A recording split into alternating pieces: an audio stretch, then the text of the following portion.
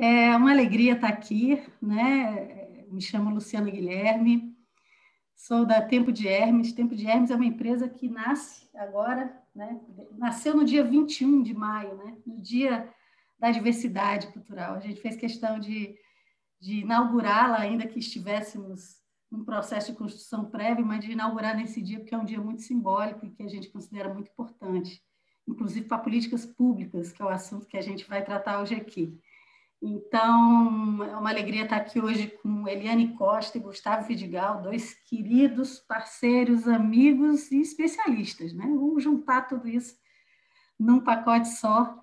E a ideia é a gente conversar realmente sobre políticas públicas de economia criativa, um pouco numa perspectiva conceitual, um pouco sobre onde estamos e um pouco de para onde vamos ou poderemos ir, ou caminhos possíveis, né? Porque, enfim, ninguém tem bola de cristal para conseguir adivinhar o futuro, mas a gente já consegue um pouco, em cima das nossas próprias experiências, perceber que caminhos seriam interessantes nesse sentido.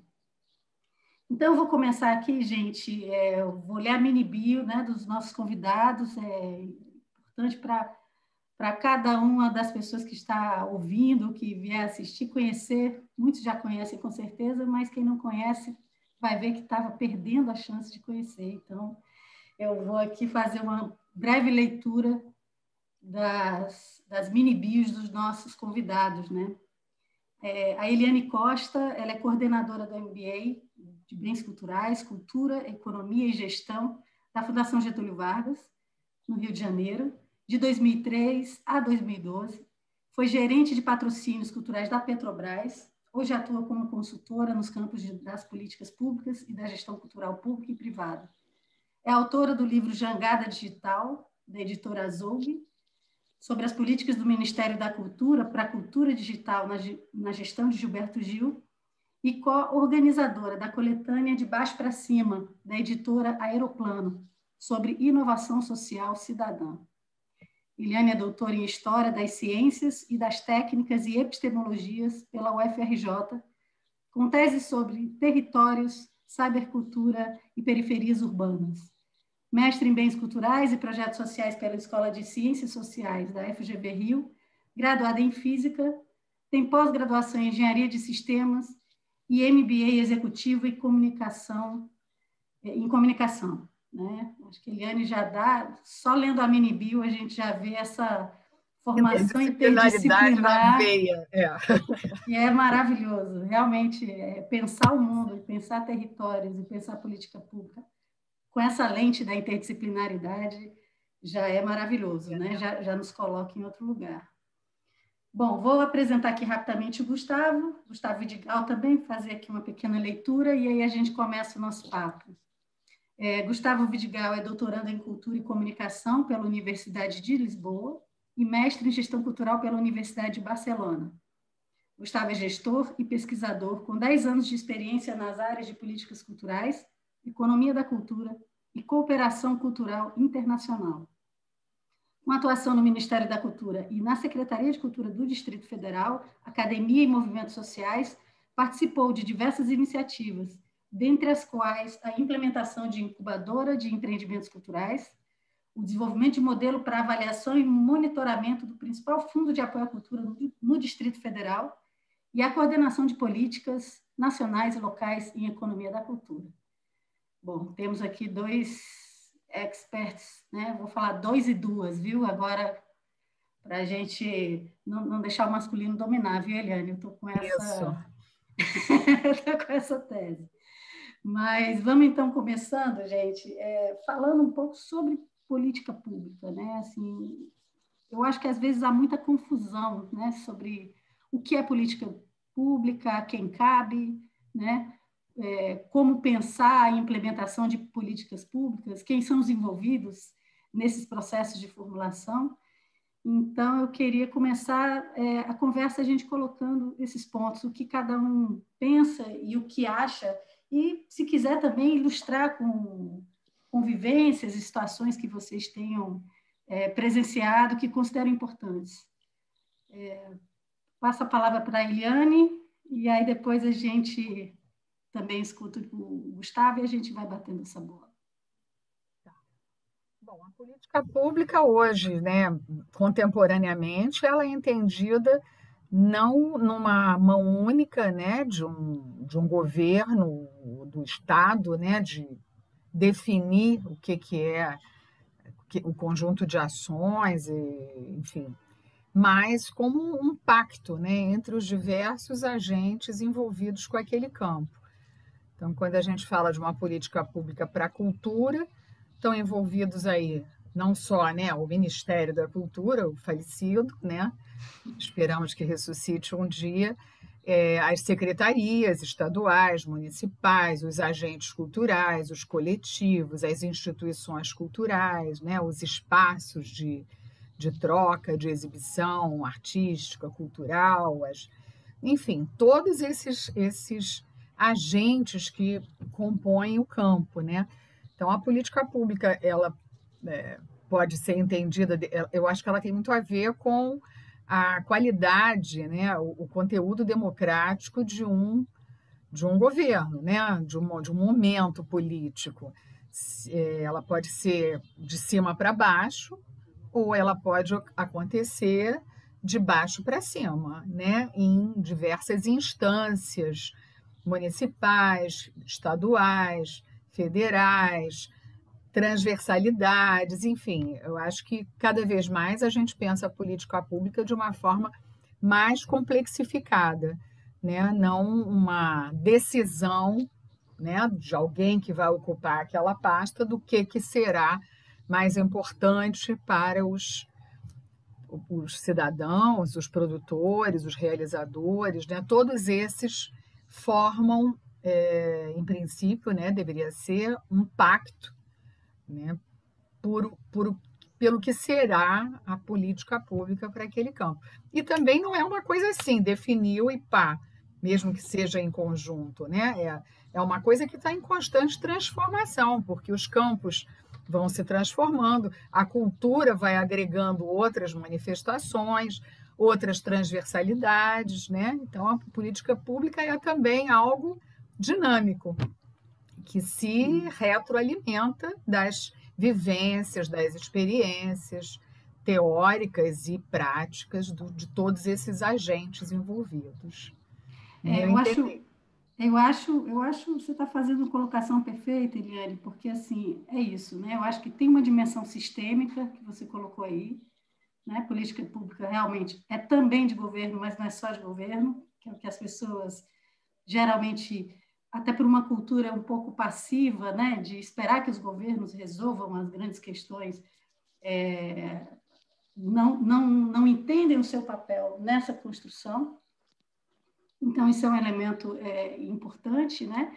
E a partir dessa visão sistêmica, pensar modelos de retroalimentação e de acompanhamento e monitoramento, né? Porque, assim, o fato de implantar uma política digamos, ok, eu passei por um processo de formulação que pode ser democrático ou não, dependendo do governo, né? Desse processo inicial de formulação.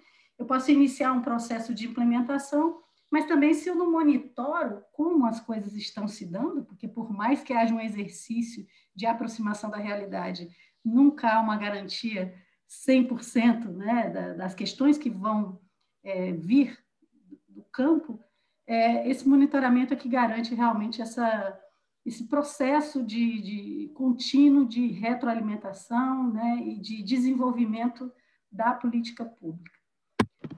Vou passar aqui agora para o Gustavo, né, só para fazendo aqui o link, né, Gustavo? Gustavo, com a experiência dele, tanto também no nosso finado, vou usar o mesmo termo da Eliane, né, nosso finado Ministério da Cultura, que renasça, que não se demore muito para renascer, né? E na Secretaria de Cultura do Distrito Federal, como é que você, assim, diante das suas experiências lá, o que você sentia?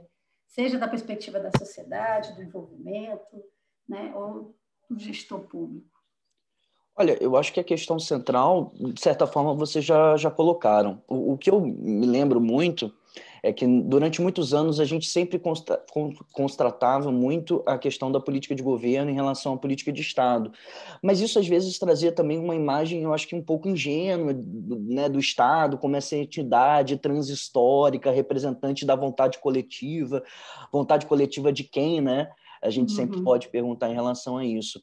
E aí, qual é a questão que está em xeque, né? São as continuidades, as formas de organização, e eu acho que as questões principais, ou a questão principal, que a partir dela a gente pode organizar as demais, vocês já iniciaram. E aí, lembrando também, né, o nosso querido professor Albino Rubin, que essa dimensão da política pública ela só se afirma em sua totalidade exatamente quando você tem um processo de participação e apropriação popular dos agentes, não só os fazedores da cultura, digamos, institucionalizada, mas o próprio público e os próprios demais agentes que estão dentro dessa articulação. Eu acho que esse acaba sendo o elemento principal, né, para a gente começar a discutir. E aí, obviamente, quando a gente pensa na realidade brasileira hoje, por mais que eu esteja distante fisicamente, o coração ainda está muito batendo em terras tupiniquins, na nossa Pindorama, é ver, por exemplo, um dos elementos mais deletérios que eu acho que ocorre nesses momentos, que é exatamente os mecanismos, por exemplo, de participação social, os conselhos, as conferências, sendo totalmente descontinuados. E aí também um pouco nessa perspectiva, quando a gente pensa especificamente no campo da política cultural, até tendo comemorado, né, 30 anos recentemente, eu acho que o conceito do Canclini, né, ainda se mantém muito forte, muito presente nos dias de hoje, para a gente poder pensar essa realidade. Então, a gente está falando de um conjunto de ações que não são só do Estado, elas também são de instituições civis, grupos comunitários, né, que fazem tanto o processo de orientação do desenvolvimento simbólico, satisfação das necessidades culturais, e também, que é uma questão que eu acho que hoje é imperiosa e é muito significativo ter essa leitura neste momento de um governo com vários sintomas mórbidos, que a gente pode analisar, que é também obter um consenso ou estruturar um tipo de entendimento de uma ordem ou de uma transformação social. E eu acho que essa perspectiva, né, de como a política cultural ela joga um papel importante na questão desse ordenamento social ou na transformação, na superação de um ordenamento existente, ele hoje ganha contornos no Brasil talvez mais importantes até do que nos últimos 30 anos, desde o processo, pelo menos, de redemocratização no Brasil. Então, a política cultural ela joga esse papel, né? Não só na constituição de objetos, de produtos culturais, mas ela constitui também a própria subjetividade de uma população e de repertórios.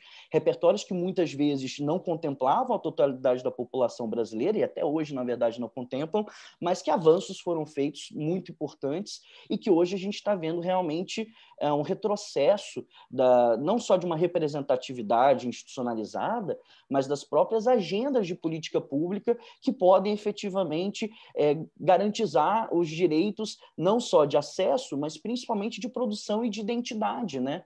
E aí, lembrando também, a Marilena Chauína, na experiência que ela teve dentro da Secretaria de Cultura de São Paulo, que talvez num paradigma reformista da forma política do Estado, a função principal de uma política cultural dentro de um ambiente democrático é exatamente afirmar, expandir direitos e desconstruir esses determinados privilégios que já estão assentados na população brasileira há tantos anos, né? Então, eu acho que essa dimensão da gente tentar compreender como é que as políticas culturais operam dentro desses dois processos, tanto de criação de objetos, como também de criação de subjetividades, e como é que ela faz também uma composição desse ordenamento social da população brasileira, é fundamental para que a gente entender também que a política cultural é uma arma de crítica, e é uma arma de crítica que não pode ser só colocada dentro das mãos dos estados. Né? E o que eu acho que a gente vem vendo de bonito no Brasil, dentro desse processo, não só de crise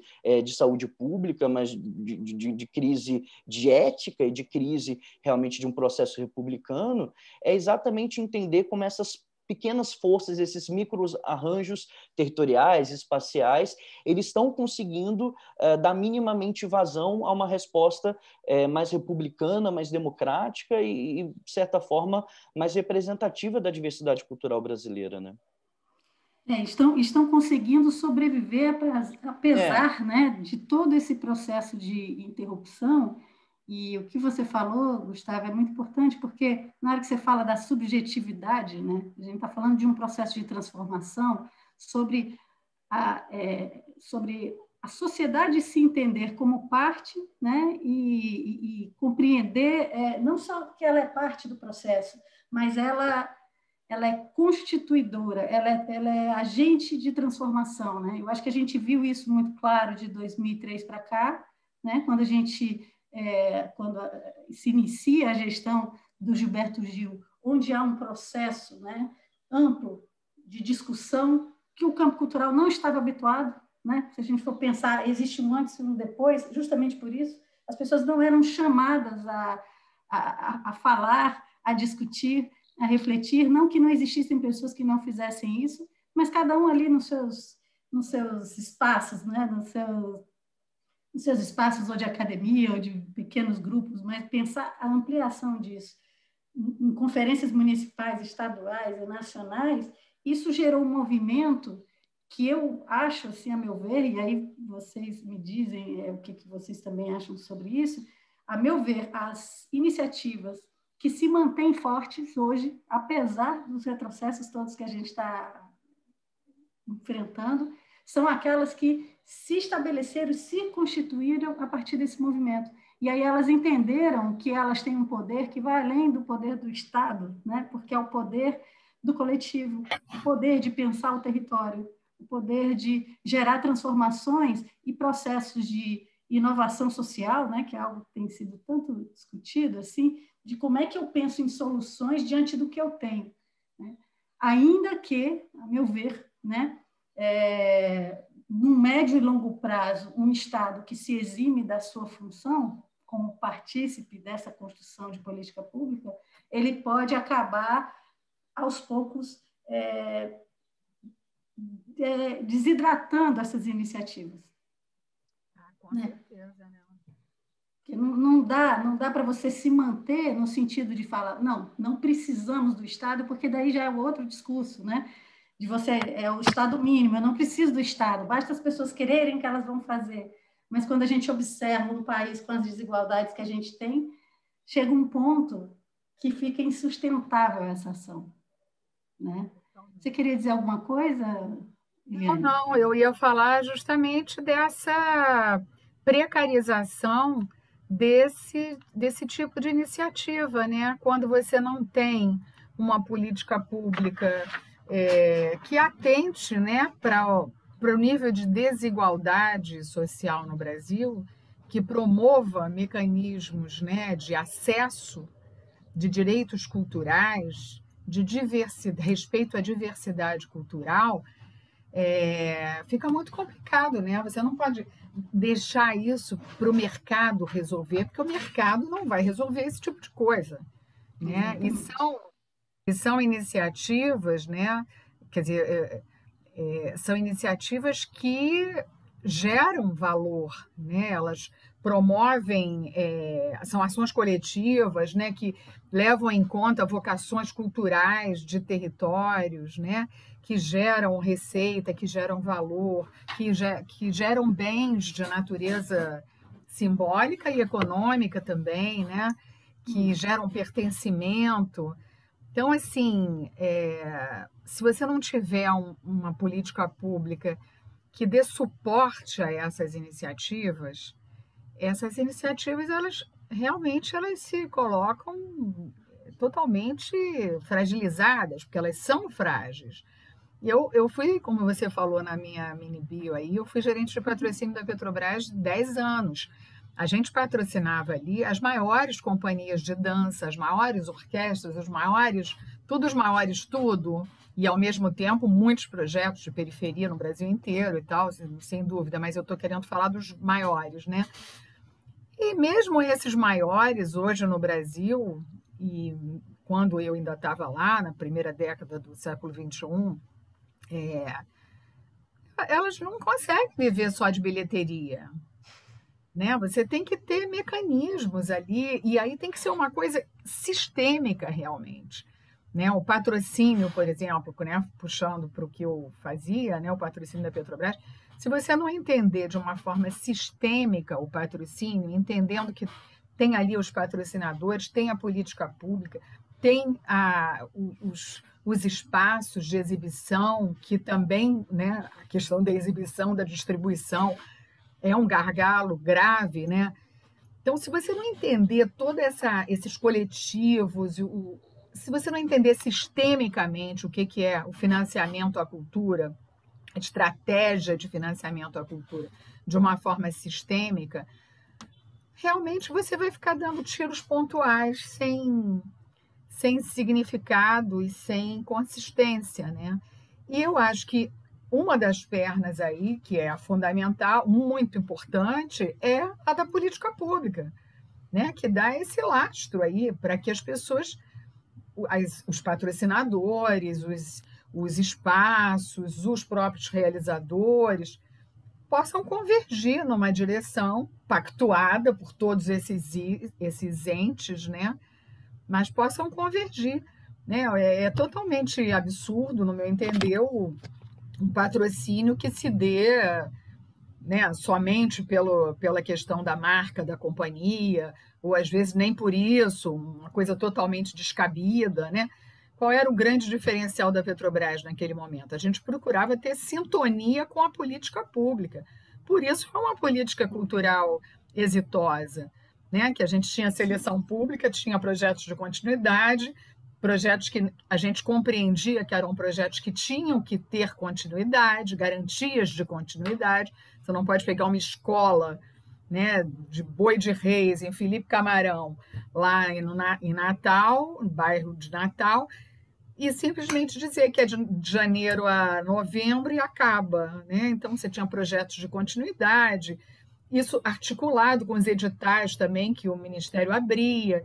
Ou seja, se você não tiver uma visão sistêmica nesse campo da política pública, e especialmente do financiamento à cultura, e uma compreensão do papel do Estado nesse campo, fica muito difícil, porque é a situação que a gente está vendo, né? A gente até vê, por exemplo, aqui no Rio, a gente tem grupos culturais, Circo Crescer e Viver, que me ocorreu agora aqui, na Cidade Nova, uma região bastante precarizada do Rio, que está atuando no seu território, usando seu equipamento cultural para atuar ali, para fazer articulações, conseguir cesta básica. A gente está nesse nível, né? A gente está no nível de fome. Eles lançaram auxílio emergencial, não foi, Eliane? Eu vi recentemente, eles estão Exatamente. Que o governo então, não está cobrindo, eles cadastraram as pessoas e estão com auxílio emergencial, né?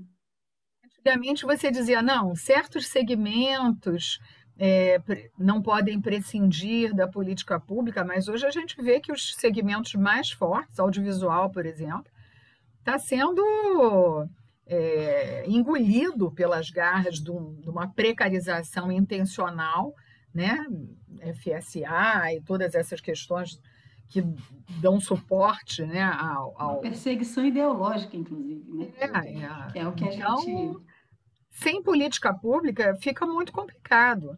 E quem está nessa meta da destruição da cultura, da arte, do pensamento, do questionamento, do saber, né? Que aí não é nem só a cultura, pega as universidades, a pesquisa, a ciência, sabe o papel da política pública. Por isso que está conseguindo a destruição que está conseguindo, porque não é que não tenha política pública, tem uma política pública, uma política de destruição, uma Sim. política autocrática e de destruição, né? Então, até pelo que não está acontecendo, a gente vê o papel da política pública, né? Sim. Como estão tendo assim uma eficiência enorme na destruição de institucionalidades, né? Coisas difíceis de você recuperar, né?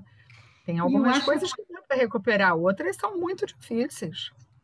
E eu acho, né, Eliane, em cima do que você está falando aí, na hora que a gente pensa nessa política de financiamento da cultura, a gente veio vindo num processo de um amadurecimento sobre programas e projetos, né, que seriam apoiados numa lógica de pensar, primeiro, diferentemente os diferentes, né, quando a gente fala de equidade, isso é um elemento importante, a gente não pode pensar o Jogo da Serrinha igual uma grande empresa, né, de games, não, assim, não dá para equiparar, a política pública ela tem que considerar a diferença e atuar de acordo com as diferenças, né? Inclusive as diferenças territoriais também, né, Luciana? Muito importante também. Total, né?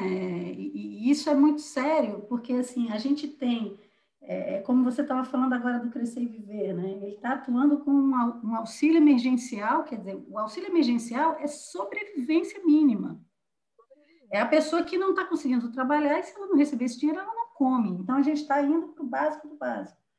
Agora, que outros programas, que outros tipos de políticas, em outras camadas, com outros públicos, poderiam ser pensadas de uma forma mais estruturante, né? Eu acho que a gente veio num aprimoramento disso, eu vou puxar aqui para o Gustavo, né? O Gustavo que tocou as incubadoras lá no DF, né? Secretaria de Cultura, né? A gente vem aí de um período onde se começou a perceber algumas iniciativas e alguns empreendimentos da cultura, né, da economia criativa, que tinham e têm um potencial, digamos, mais comercial, no sentido de criar possibilidades de sustentabilidade, enquanto outros projetos não vão ter essa mesma lógica de funcionamento, obviamente, né? Mas muitos teriam e não sabem como fazer, porque não trilharam esse caminho, não tiveram acesso a oportunidades que pudessem desenvolver a sua atividade de uma forma mais, digamos, mais estruturada e muitas vezes em conexão com suas próprias redes, né? Quando eu fiz uma pesquisa pelo Sebrae para minha tese de doutorado, a gente vê esse discurso da colaboração tão forte, todo mundo fala de colaborar, mas na prática tinha muita gente que só colabora porque está fazendo ali um projeto e precisa muito, não é uma cultura de colaboração, é quase uma necessidade, sabe? Não estou querendo dizer que ou é tudo ou é nada, mas na pesquisa a gente via isso. Era muito mais para uma questão de necessidade do que entender que estar junto e construir junto vai me levar para um outro lugar. Não, ou eu faço assim ou não faço. A lógica era diferente. Né? Então, eu vou voltar Gustavo. um pouquinho para chegar numa questão que dialoga diretamente com isso que você está colocando agora, Luciana, que foi uma questão que Eliane colocou que eu acho que é fundamental. Dentro desse processo que se fala muito do esvaziamento do Estado, o que a gente vê, na verdade, e aí no Brasil eu acho que isso está tomando, inclusive, uma dimensão bastante perversa, cada vez mais, é exatamente nessa maior proeminência que o mercado cada vez está tendo no atendimento dessas necessidades culturais, para a gente usar essa mesma terminologia que o Canclini utiliza, por meio desses bens e serviços.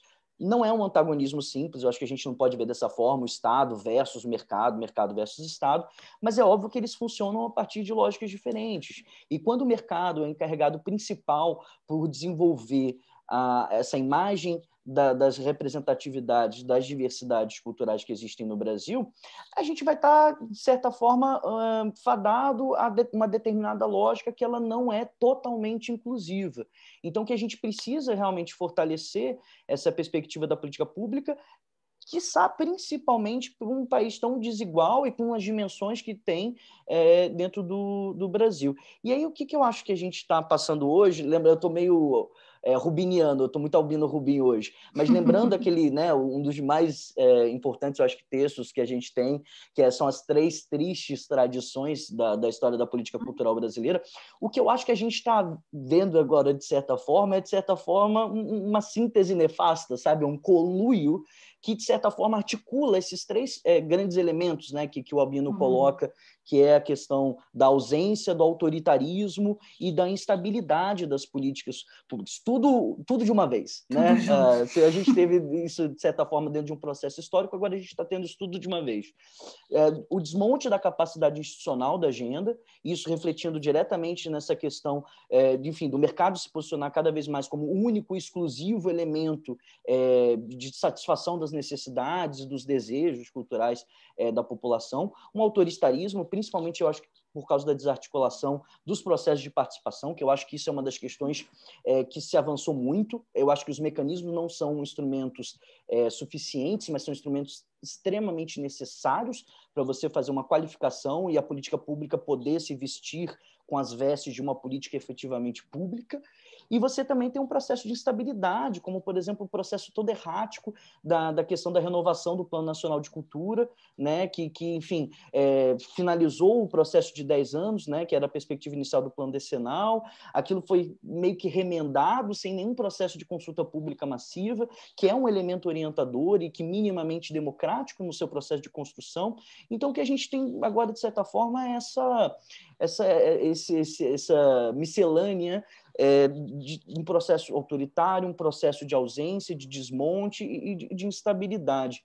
E aí, nesse processo, é óbvio que é fundamental a gente pensar como, eu acho que principalmente iniciativas locais, e lembrando da Secretaria de Cultura do Distrito Federal, e lembrando também um pouco das iniciativas que eu toquei dentro da Universidade de Brasília, a primeira incubadora que eu ajudei a articular, na verdade, no campo da cultura, foi dentro da Universidade de Brasília, dentro do Centro de Apoio ao Desenvolvimento Tecnológico, o CDT, da Universidade de Brasília, onde a gente dialogou muito na época com o Instituto Gênesis, eu acho que a Júlia Zardo, o Aranha estavam na frente na época dessa interlocução, e eu acho que é um elemento fundamental a gente trabalhar, por exemplo, a perspectiva da formação, né? Eu acho que essa dimensão da formação para competências gerenciais, ela é um elemento fundamental, desde que trabalhado dentro de uma perspectiva também, enfim, emancipatória. E a questão da formação de público, né, que eu acho que mediação cultural, obviamente tem variações, eu não quero ser muito grosseiro, mas eu acho que não cabe, não é a questão principal aqui, mas, enfim, esses processos de formação de público ou de mediação cultural, eles são fundamentais, não só para uma perspectiva de consumo dos bens e serviços, mas efetivamente para que a gente possa, inclusive, efetivar esse direito da identidade dentro de espaços que muitas vezes a política pública de cultura normalmente não chega, né? Um trabalho, por exemplo, que foi iniciado na gestão Gil e foi continuar na gestão Juca, era a importância de você entender os territórios escolares também como territórios culturais, também como espaço. Primeiro, por uma questão, inclusive, de efetivação de leis existentes, de ensino, por exemplo, de cultura brasileira, de ensino sobre a história negra desse país, que muitas vezes, né, é esquecida dentro dos manuais historiográficos utilizados nas escolas. Então, isso é um elemento fundamental. E a questão do financiamento, que, enfim, Eliane, para mim, é uma das grandes referências quando a gente pensa efetivamente uma política cultural de patrocínio, e não simplesmente patrocínios esvanecidos no ar, né? Você constrói um processo onde tem uma lógica e o diálogo com a política pública é fundamental. A questão, acho que principal, é a diversificação realmente dessas formas de arranjos de financiamento.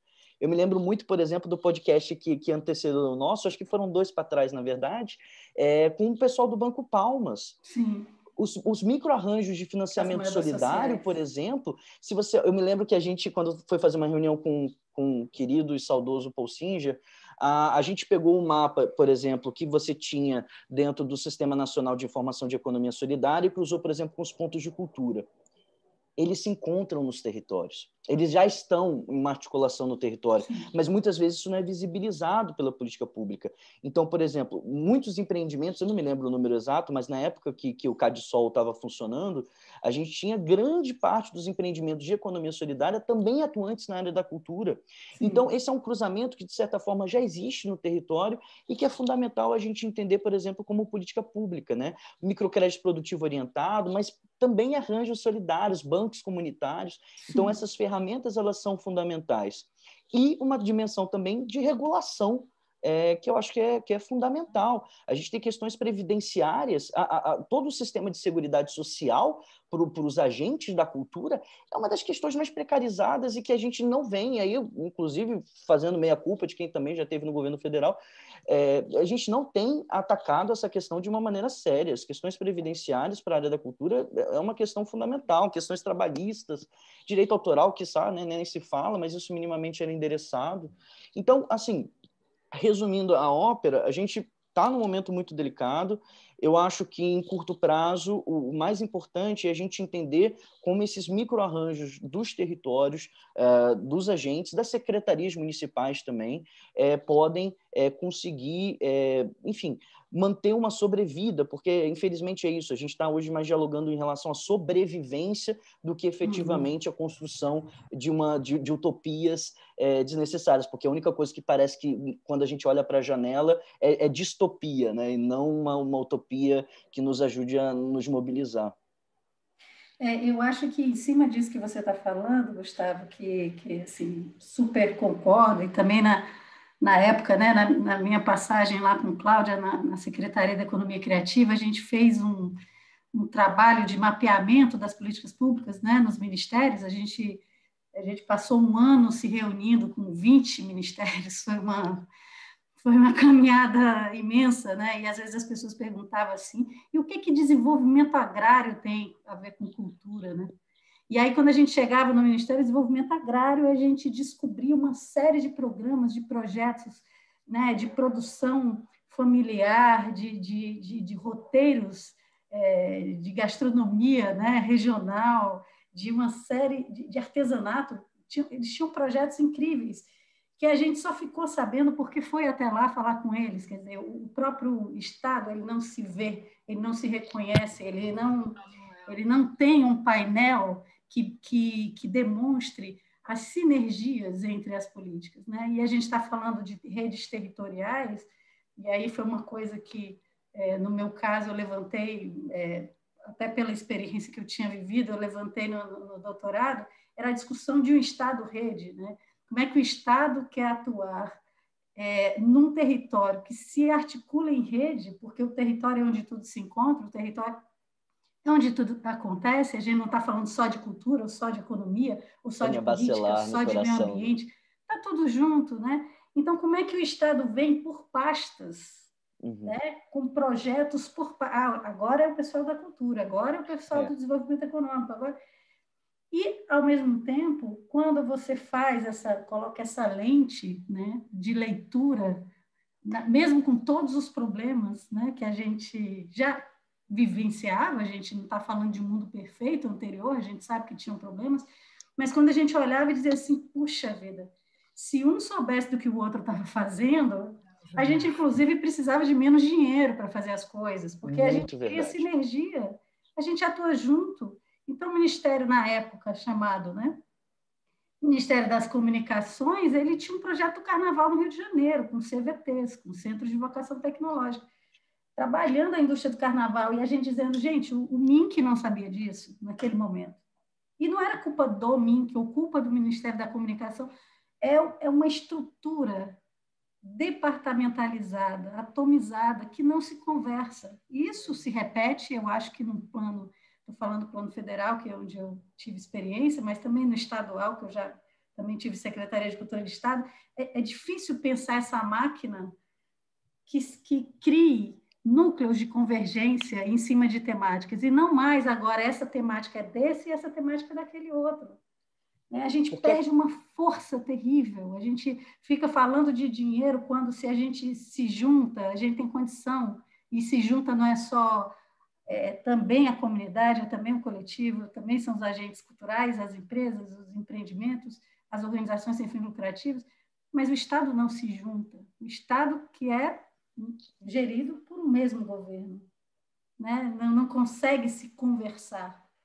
Isso é grave, né? E a cultura, ela desafia, na verdade, que todas as agendas, obviamente, a gente pode fazer essa reflexão, mas a cultura, particularmente, também pelo nosso lugar de fala institucional e da nossa experiência, ela desafia. E a discussão de economia da cultura, então, ela impossibilita. Ela impossibilita você pensar uma política pública que simplesmente faça uso das ferramentas tradicionais da política cultural brasileira. Você impossibilita, você precisa discutir questões previdenciárias, de regulação autoral, você precisa discutir arranjos de financiamento. Né? Por exemplo, o programa de microcrédito produtivo orientado nunca foi uma questão, por exemplo, discutida dentro do Ministério da Cultura. E a gente precisava trazer o trabalho. O Fundo de Amparo ao Trabalhador, o FAT... Até tentamos, né? Não, a gente tentou, vocês tentaram, a gente também foi pelo FAT, mas é um diálogo muito difícil. E aí também eu acho que tem uma questão, porque quando a gente fala dessa governança, também a gente não pode cair numa armadilha, na minha opinião, de uma boa governança lá Banco Mundial. Mas qual é a questão? Quando a gente foi participar do primeiro encontro dos arranjos produtivos locais, Obviamente, do trabalho que você, Cláudia, Luiz estavam desenvolvendo e avançando, né, nessa pauta. A gente foi participar do primeiro, né, Encontro Brasileiro dos Arranjos Produtivos Locais. A gente foi, pela primeira vez, ocupou assento naquela reunião e começou-se o debate e a cultura quase só era acionada, a agenda, a pasta da cultura, quando era... Não, mas e o show de encerramento? E o show de abertura? Então, esse tipo de mentalidade que a gente... É a produtora cultural. Tem que dialogar com os nossos colegas, entendeu? Os nossos colegas militantes, os nossos colegas da política pública, os nossos colegas agentes culturais da ponta e, obviamente, também com os que não são da nossa área, porque essa é uma percepção que ela é muito nefasta. E eu não estou só falando da quantidade de valor econômico adicionado, quantidade de população economicamente ativa que trabalha com o campo da cultura. É claro que esses números são importantes, mas é uma questão, efetivamente, de a gente entender a cultura como, enfim, uma questão jamais falada do que qualquer coisa, como um elemento fundamental de um processo de desenvolvimento social, inclusivo, e que efetivamente não seja uma linha reta, né? A transversalidade que a gente tanto defende e entende, mas eu acho que na prática ainda a gente está longe. Muito longe. De vivenciar, né? Quando a gente pensa nessa atuação de política pública. Aí eu queria aproveitar, em cima disso que a gente está falando, né? Esse momento pandêmico louquíssimo que estamos todos vivendo, né? A gente vê algumas iniciativas de outros países que, de forma clara, já entendem a cultura como importante, né, dos seus países. A gente vê um governo de centro-direita como o do Macron, né, lá na França, que ele chega e fala assim, cara, eu vou dar uma bolsa de 300 euros para jovens de 18 anos para o consumo de cultura, né? Então, assim, uma decisão dessa, né, no momento de uma pandemia, a gente sabe como isso faz toda a diferença. Total. Né? No ano passado, quando ele decidiu o auxílio emergencial, que era um valor muito maior do que os nossos R$600, proporcionalmente, obviamente, né? A definição era até julho de 2021, não era durante 3 meses. Então, você vê independente do posicionamento político e ideológico, um país que reconhece na cultura, com seus erros e acertos, mas que entende que é um ativo, né, usando esse termo mais econômico, que é um ativo que não pode ser relegado a algo que não tem importância. O que seria a França sem a cultura, pelo amor de Deus, né?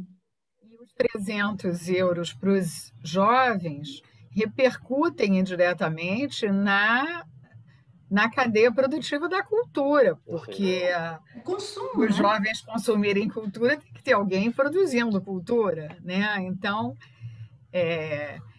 eu acho que... Agora, o que me choca é que eu acho que no Brasil a gente teve, nos últimos 20 anos, certamente, mas sem deixar de fora, por exemplo, Nós do Morro, que é de 86, né? Afro-Reg no seu primeiro momento, de 93, CUFA, né? As oficinas do audiovisual da CUFA, ainda no século XX.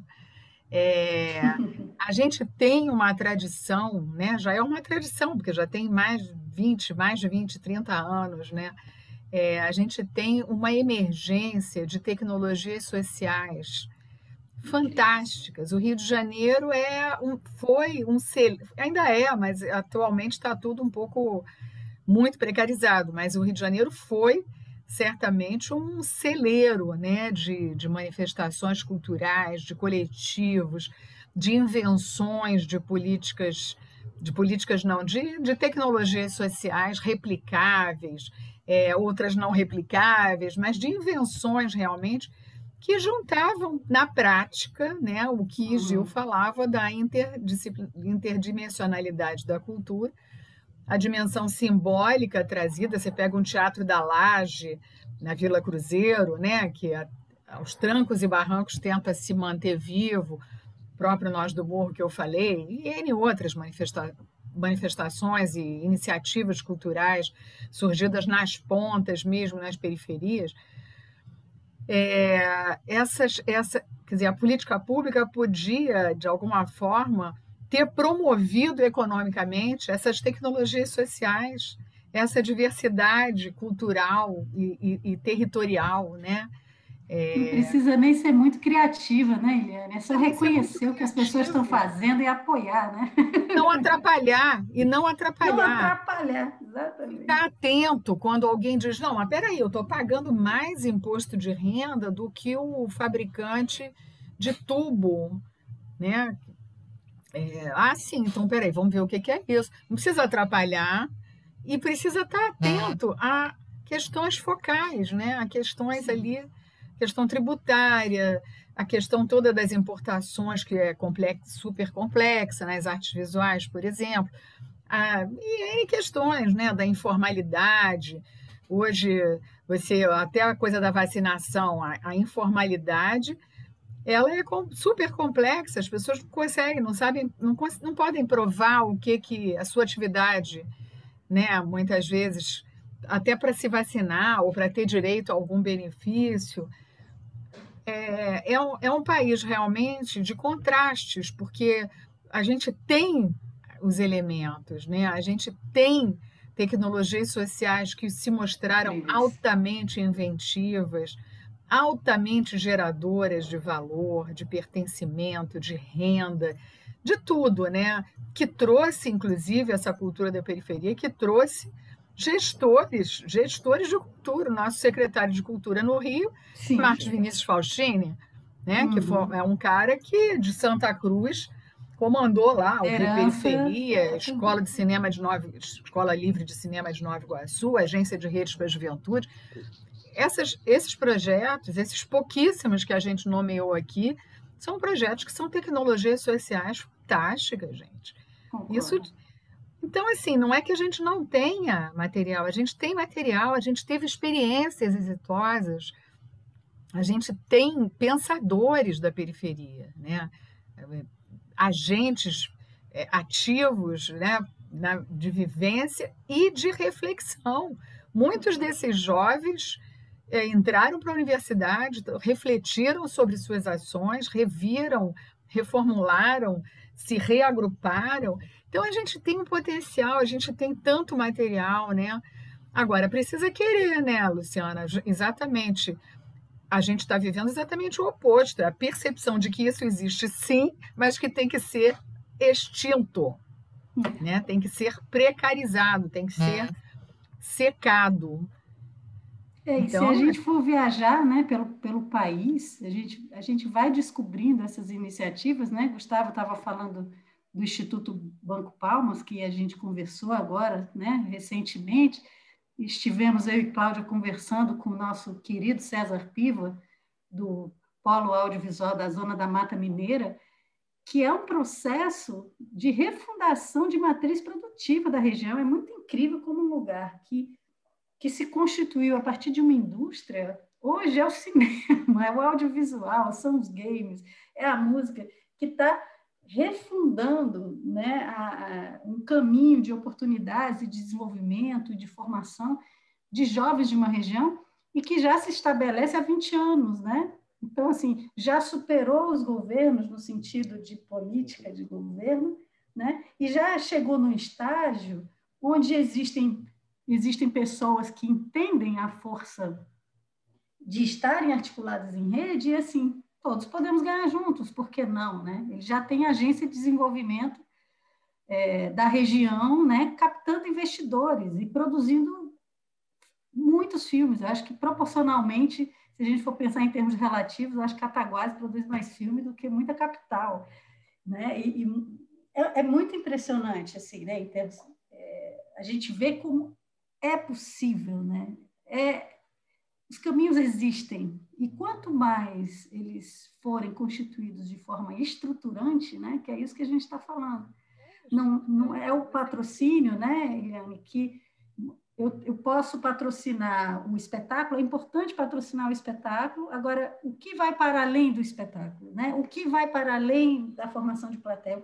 Como é que eu garanto o próximo passo para o artista ou o profissional criativo não receber aquele dinheiro do edital, vivenciar o projeto e depois ficar sem dinheiro de novo?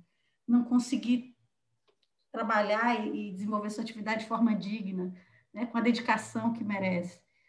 Então, assim, eu acho que agora essa pandemia ela coloca a gente num cheque de sobrevivência, né? E aí é uma questão realmente com a interrupção dos espaços de aglomeração, digamos assim, né? E que a gente vê o pessoal do teatro, por exemplo, nunca se imaginou teatro online, né? Assim, as pessoas estão usando o Zoom como a gente está usando aqui numa peça, e tem peças geniais, e depois vamos discutir, e consegue cobrar ingresso e consegue fazer essa dinâmica, lógico, eles querem voltar para as salas de teatro, né? Eu estava conversando com um amigo que ele é do teatro, e ele disse assim, olha, isso caiu no colo da gente como a única solução, senão ia parar totalmente. Mas agora a gente entendeu que quando passar essa pandemia, a gente quer ir para o teatro, mas esse será um outro produto cultural que tem a ver com a nossa dificuldade de circulação das peças. Não dá para ficar viajando o Brasil todo, não dá para viajar o mundo.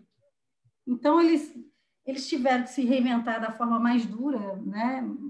Agora, Mas sozinhos. aí, no caso, né, Luciana, é uma reinvenção, na verdade, tudo bem, vão continuar usando para outros produtos, mas na verdade é um quebra-galho, porque isso não Total, não, sobrevivência. resolve a situação, né?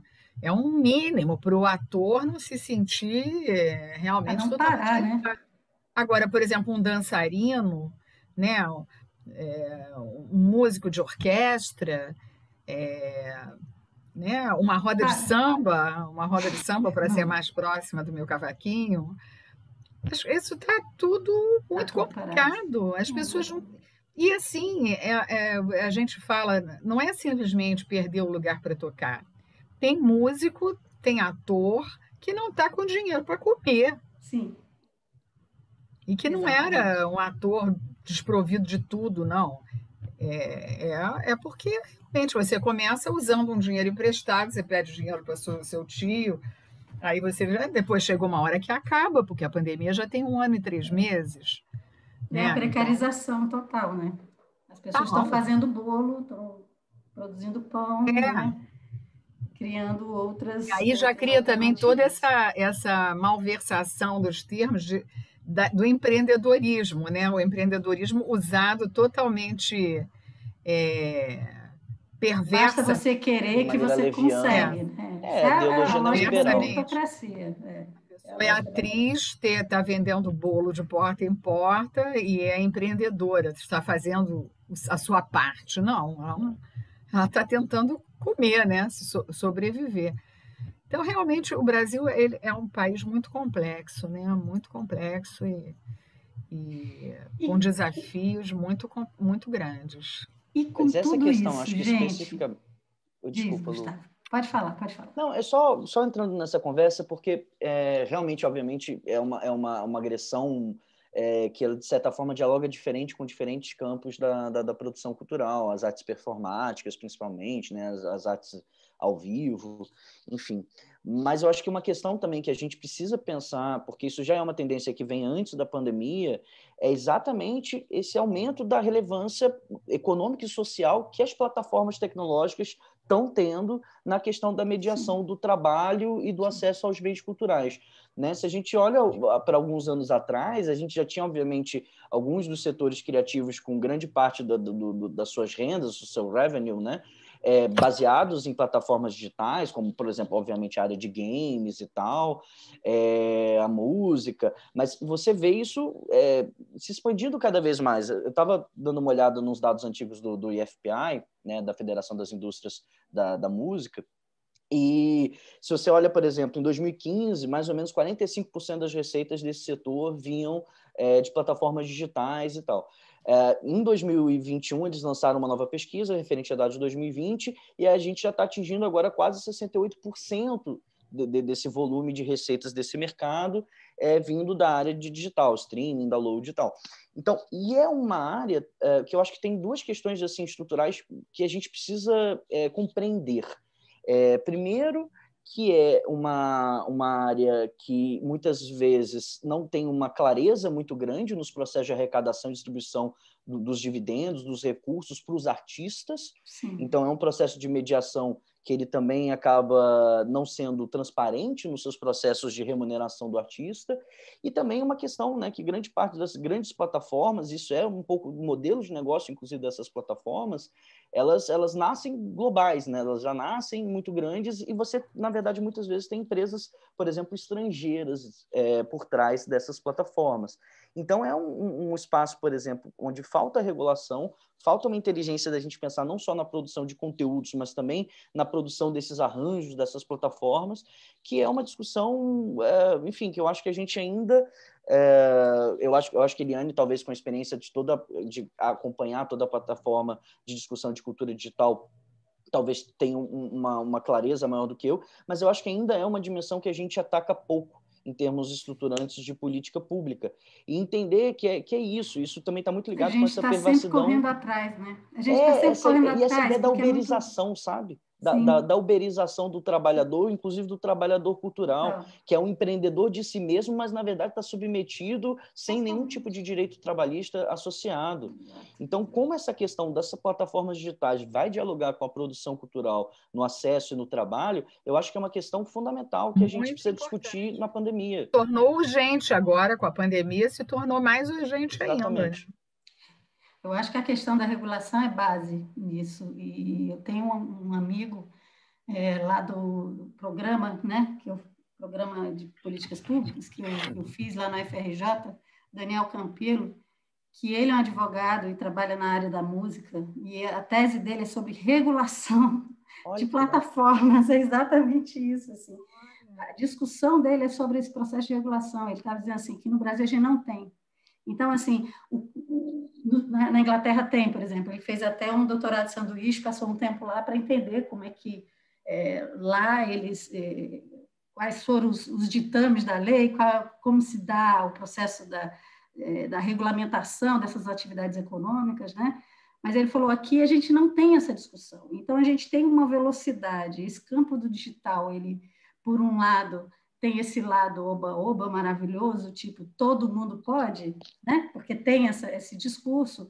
Por outro lado, ele vai numa velocidade de um mercado global que as regulamentações nacionais, né, ficam atrás. E dependendo de quem estiver governando aquele país, também pode não estar interessado. A gente passou por isso na época, era o ministro da Cultura, ainda no governo Temer, o Sérgio Saleitão, né, onde o Codecine tinha uma discussão já mais do que debatida, né, com o campo do audiovisual, de definir uma cota para o streaming, para as plataformas de streaming. Então, Spotify não, Netflix, né? Você quer atuar no Brasil? Ok, mas vai ter que ter um percentual de produção nacional, assim como foi a lei da TV Paga, que a gente sabe que foi importantíssima para a gente, para a nossa produção audiovisual. É aquilo que a Eliane tinha dito antes. Se eu, em função dos 300 euros, né, que o Macron agora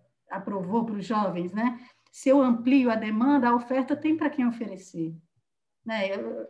A demanda gera oferta e vice-versa. Então, assim, se eu tenho esse espaço, e isso é só política pública, isso for depender do mercado, na época o Sérgio Saleitão, isso é muito novo, a gente tem que esperar como é que esse mercado vai responder. Poxa, cá entre nós eu não vou entrar em detalhes, né, gente? Mas, pelo amor de Deus, ali ele estava defendendo interesses do mercado, de uma discussão que já tinha sido debatida e desenvolvida há muito tempo, já, inclusive, como um avanço da política da TV paga. Né? Já foi isso. Ok, TV paga, TV a cabo, era tecnologia. Agora, a novidade, que já não é mais novidade, é o streaming. Como o país se posiciona diante da sua produção cultural? Né? Os americanos, se a gente for ver o cinema e o audiovisual americano, eles foram extremamente protecionistas, né? Era o contrário da gente. 80% dos filmes nos cinemas eram estadunidenses e 20% era estrangeiro. A gente viveu o inverso, talvez até com menos de 20% de cinema nacional, né? E isso era parte, inclusive, da política externa. Uma das coisas que eu, enfim, comecei a me interessar por essas questões, inclusive de política cultural e economia, enfim, tem os chamados acordos Bloom-Barnes, no final da Segunda Guerra Mundial, foram assinados em 46. Basicamente era o quê? A França estava com dívida dos Estados Unidos, do processo da Segunda Guerra Mundial, E o que, de certa forma, articulava grande parte desses acordos Bloom-Barnes era o quê? Era espaço de tela na França para produtos cinematográficos norte-americanos. Então, de novo, aquela questão tanto dos objetos dos produtos, mas também de uma concepção do American Way of Life. Então, essa perspectiva mas com um Estado fundamental super de atuante, regulação... né? Oi? Um Estado super atuante, um discurso de Estado mínimo, na verdade, um Estado extremamente atuante e interventor no sentido de criar possibilidades para o cinema americano. E como você estava falando, a Exportação discussão do CID... do American Way of Life através do cinema, né? Os produtos, tudo. E a coisa que a Luciana estava venderam a falando, que eu acho ideia que de país e de vida e de sucesso, é... né, para o mundo todo. E as discussões, por exemplo, que você estava falando, né, da CID, das contribuições para intervenção em domínio econômico, você já tinha uma maturidade, obviamente, em relação a outras tecnologias, mas uma discussão no Brasil forte. E você simplesmente deixar esse processo para ser regulado de uma maneira pouquíssimo transparente por essas instituições que, às vezes, nem tem CNPJ no Brasil, ela é delicadíssima. Né? Porque você tem um monte de conteúdo sendo produzido, mas o controle e o domínio, e pelo menos o entendimento de transparência dessas plataformas e como esses sistemas de arrecadação funcionam, não são sabidos, não são reconhecidos. Ou seja, de novo, né, dinheiro, produtos culturais, bens culturais sendo produzidos e a apropriação financeira do retorno sendo, enfim, cada vez mais distante do próprio agente cultural. Exato. Quem está ganhando com isso? Quem né? está ganhando? Follow the Mas, money. gente, eu estou olhando aqui, a gente já está no avançado da hora. Eu sei que, né, nossa conversa, se a gente tivesse presencialmente, aí eu não iria interromper, porque eu sei que essa vida online da gente tem sido muito louca. E se a gente tivesse no presencial, a gente ia virar a noite conversando, que é muito maravilhoso estar com vocês e aprender com vocês. Eu queria agora já ir encaminhando aqui para o nosso fechamento, em cima de tudo isso que a gente está falando, que cada um dissesse, se fosse eleger, né, diante de tudo que a gente falou e do que refletiu aqui junto, os caminhos, né, os caminhos que... E aí, vamos pensar num mundo que 2022 nos traga boas novas, né? Eu estou querendo acreditar que 2022 pode ser... Que vai rolar, né? Tá querendo acreditar que vai rolar, né? Eu tô querendo, porque se a gente não acredita, depois a gente, né? Depois que vive, depois a gente toma outras decisões. Mas, assim, vamos pensar que vocês pudessem, né, ter essa decisão, de tomar essa decisão, de que caminhos seriam prioritários, né? Que caminhos, que políticas públicas seriam determinantes para se iniciar um processo dessa reconstrução, né? A gente falou muito de desmonte, a gente falou muito desse processo, aliás, desses retrocessos que a gente tem enfrentado. Então, como é que vocês imaginariam essa retomada? Num pós-pandemia, né? A gente, num outro lugar, o que poderia ser feito em termos de política pública, de cultura e de economia criativa no Brasil? Olha, eu acho que são tantas coisas a tentar recuperar quando a gente puder dar um passo de recuperação, se é que a gente vai conseguir chegar nesse momento de recuperação, né? Porque tudo pode acontecer nesse país, mas supondo-se que a gente possa chegar a um momento em que a gente tenha que pensar, bom, vamos começar por onde? Eu pensaria em... Porque a gente vai estar tão destroçado do ponto de vista... Se para nós a situação já está ruim, para uma parcela imensa da população vai estar já ter passado da questão da emergência, né? Estamos falando de fome, não estamos falando de ingresso, valor de ingresso, aprovação na Lei Rouanet, não estamos falando de fome. Eu pensaria, né, numa ação nas pontas, ação com a cultura, né, o papel cidadão da cultura. Eu acho que vai ter uma infinidade de lugares para você consertar.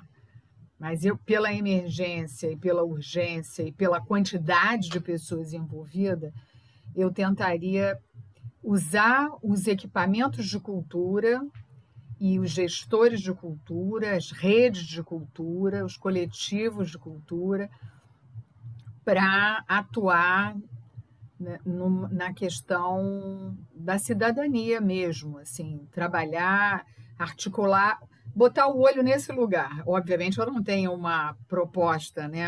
Nem pensar, mas eu começaria olhando por aí.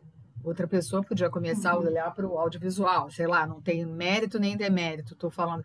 Eu começaria pensando, bom, o que a gente pode fazer para pensar nas pontas, usando esse potencial de riqueza das fontes, de geração de movimento, de fluxo, de valor, de reconhecimento, de pertencimento. O que a gente pode fazer nas pontas, ações no território, direto? Eu pensaria assim, quer dizer, isso não é uma política, você está querendo uma política, está querendo muito, não, né? Não tô pedindo que... Mas lógico, pelo tá? menos o foco, Norte, eu né? olharia para este lugar. Ações no território, nas pontas, dimensão de cidadã da cultura, direto. Perfeito. Simbólica também e tal, econômica, porque tudo que gera esse movimento será econômico também, mas foco na dimensão cidadã. Beleza. Concordo Tá plenamente com a Eliane, eu acho que esse é o que faz sentido nesse momento, né? Eu acho que as coisas levam tempo, então a gente precisa atacar emergencialmente primeiro essa dimensão. E aí, o próprio Ministério da Cultura, o extinto nosso falecido Ministério da Cultura, ou as plataformas de políticas culturais no Brasil, você já tem experiências com esse tipo de olhar. Você tem, por exemplo, a experiência dos pontos de cultura.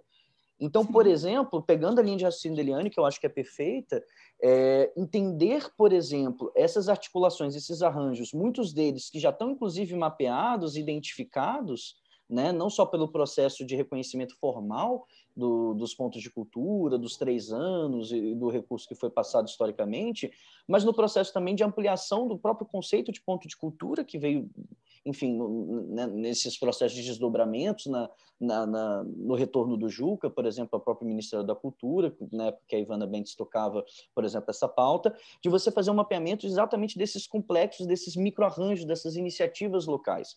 Eu acho que esses pontos, né, lembrando aquela imagem dentro dessa dimensão prioritária de cidadã da cultura, que eu acho que essa é a narrativa perfeita, lembrar desses doentes antropológicos, né, como diria o nosso saudoso Gil, e que a cultura seja um processo, então, de articulação dessas comunidades, de construção de utopias saudáveis e de alimentação, e de atendimento a essas necessidades básicas.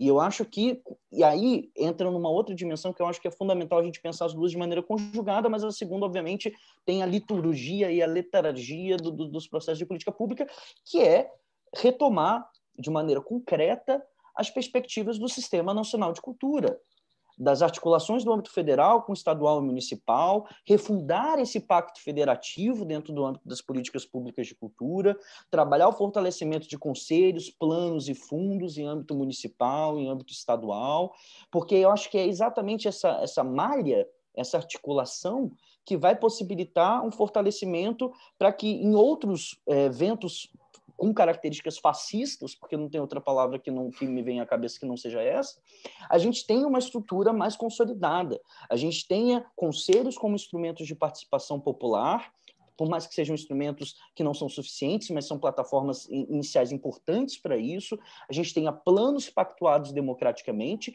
e a gente tenha fundos para que efetivamente esses recursos possam ser articulados com as realidades das localidades. Assim como o Brasil não conhece o Brasil, né, na antiga música, Brasília, né, nesse arauto do poder, não conhece a realidade do Brasil. Então, se a gente quiser manter essa lógica pseudo-democrática de tomada de decisões no âmbito federal e aquilo simplesmente escorrer de cima para baixo e não de baixo para cima, né, como o livro que a Eliane Costa organizou, que a Georgia participou e muitas pessoas queridas também participaram, a gente vai estar sempre à mercê desses ventos contrários a um não progresso linear, mas a um processo de expansão dos direitos culturais da população. Então, atuar na localidade, eu acho que a partir da experiência dos pontos de cultura, junto com os arranjos de economia solidária, e pensar nessa estruturação de resgate do Sistema Nacional de Cultura, os conselhos, os planos e os fundos em âmbitos municipais e estaduais, não é, obviamente, um caminho claro, mas é, pelo menos, um horizonte para que, como diria Galeano, a gente, pelo menos, não esqueça de caminhar, e caminhar num horizonte mais democrático, mais participativo, mais inclusivo e, no final das contas, mais humano do que a política cultural pode desempenhar o papel na sociedade brasileira. Beleza, gente, eu concordo com vocês, eu acho que é sempre a partir do território, né? Assim, não dá para... concorda, né? A gente que já transitou em Brasília, né? Eu acho que a melhor parte é quando a gente viajava, né? E ia para os territórios, porque quando a gente chegava ali em Belém, quando chegava ali em Rio Branco, que a gente começava a escutar as pessoas, né? E que elas traziam questões que eram vivenciadas só por elas e traziam tecnologias sociais, pegando o mote que a Eliane tinha colocado aqui na conversa. Eu acho que a dimensão simbólica cidadã e econômica é junto, né? Eu acho que nesse momento eu fico pensando assim, a gente num processo de reconstrução não daria para escolher ou isso, ou aquilo outro. Eu acho que a gente teria que, de algum modo, eu também não tenho aqui a solução, isso a gente teria que, né, fazer um mergulho coletivo e mais amplo, né, para isso, mas a gente precisa das três, né? A gente precisa da economia no sentido de gerar caminhos sustentáveis e estruturantes, de geração de trabalho e renda, a gente precisa do cidadão, né? Desse direito do cidadão de consumir cultura, de produzir cultura, né? Isso é fundamental, o simbólico. As três dimensões são importantes, mas a gente teria que fazer uma ação muito casada, muito junta, né? Articulada em redes, né, Luciana? Juntando essas redes todas. A rede, eu acho que a rede é o caminho essencial, né, Eliane? E assim, quando eu penso nos pontos de cultura, a gente sabe dos pontos de cultura, inclusive passou por avaliações pelo IPEA, né, uma série de questões. Como todo programa é natural, grandes acertos, alguns erros também que precisam ser remodelados, isso faz parte do processo, né? Mas eu, por exemplo, sempre me agradou muito a lógica do pontão, sabe? Porque assim, existem pontos que são muito frágeis também nas suas estruturas, são importantes no cumprimento de uma ação de cidadania, de uma produção simbólica, mas economicamente não são sustentáveis, por exemplo. E o pontão, ele fica como aquele grande nó que articula com os pequenos nós, e se articula entre outros grandes, trocando experiências, avançando, pensando em novas soluções, né? A política pública, é o que tínhamos falado antes, né? Ela não precisa dar as respostas, ela precisa criar uma ambiência e propiciar para que os agentes tenham condição de encontrar suas próprias respostas, encontrar as suas soluções a partir dos seus territórios, das suas realidades, das suas problemáticas, né? E isso não é uma coisa simples, obviamente. Mas eu acho que a gente teve, e a gente tem uma memória ainda de construção coletiva que é muito legal, né? Naquela conversa lá com o César, eu estou aqui com o César na cabeça, porque eu conversei com ele há 2 dias, né? E ele estava dizendo assim, a gente nasce como um ponto de cultura, né? Ele era um ponto de cultura, inicialmente, né? E aí ele nasce como um ponto de cultura e promove um festival internacional de cinema e tal. E a partir das articulações e dessa prática colaborativa de discussão e de congregar pessoas, essa cultura do coletivo foi permitindo que eles se estruturassem enquanto coletivo para pensar o desenvolvimento local e regional. Né? Então, uma coisa interfere na outra. Né? Então, eu acho que a gente realmente... Sem contar, né, Luciano, o próprio reconhecimento que a chancela de cultura dava para aquele projeto, para aquela iniciativa. Colocava num outro lugar. Né? Outro patamar, como se diz. Né? A chancela foi muito importante para muitos projetos, obviamente o dinheiro era importantíssimo, o estúdio digital era importantíssimo, agora a chancela era muito importante para todos, para a relação com os poderes públicos locais, com a própria comunidade. Verdade. Dava um outro reconhecimento, né, à iniciativa. Total. Agora, claro, não basta o reconhecimento, né? O autorreconhecimento, ele é bacana e tudo, mas num momento de emergência como a gente está vivendo, ele não é Só suficiente. reconhecimento não tem como abrir a porta, não tem como atuar, não tem como realizar, né? É o reconhecimento também. Eu diria que o reconhecimento é o V0. É um V0. O segundo é não me atrapalhe. E o terceiro vamos articular em rede, porque ninguém faz nada sozinho, ninguém domina os conhecimentos, né? Então, e articular, como o Gustavo falou, né? O Sistema Nacional de Cultura, ele pensava justamente essa árvore de cooperação, né? Isso é um ponto que também me deixa muito louca, que a gente pensa que pelo menos o Plano Nacional de Cultura e o Sistema Nacional de Cultura tiveram uma institucionalização, né? Sim. Viraram lei. E, no entanto, eles foram... Passou-se um caterpillar por cima, né? Porque tem toda essa discussão, né? Mas cadê? Quem foi que atropelou? Né? Anotaram a placa, porque foi um negócio tão assim... Mas pior que a gente até sabe, né, Eliane? Discutindo, a gente discute, bom, a gente precisava ter pensado mais na institucionalidade das coisas, na permanência, mas se nem o Sistema Nacional de Cultura, o Plano Nacional de Cultura viraram lei, gente. O Plano Nacional de Cultura era até 2020, ano passado. Mas aí é isso, de maneira tão sistêmica a Constituição, né? Enfim, a lei vira mera legalidade, a legalidade fica mera papel ao vento. Exato. Vamos ter que mudar quem está nesse poder, meu povo. Mas não é só quem está no poder, Luciana. Eu acho que a coisa mais grave foi a eclosão, o acolhimento a um pensamento que deixou de se sentir envergonhado. Hoje você vê pessoas dizendo, eu sou racista sim, eu sou racista mesmo, qual é o problema? Entendeu? Mulher tem que morrer mesmo, devia estar, sabe? Abrir esse espaço assim, para essa... Para a boçalidade, para a brutalidade, você recuperar a delicadeza, recuperar a sensibilidade. Isso não basta você mudar o presidente. Não, você tem que ter outros... Né? É uma questão de valores. Porque essa boçalidade que começou a reinar, ela seduz muita gente. Sim. Né?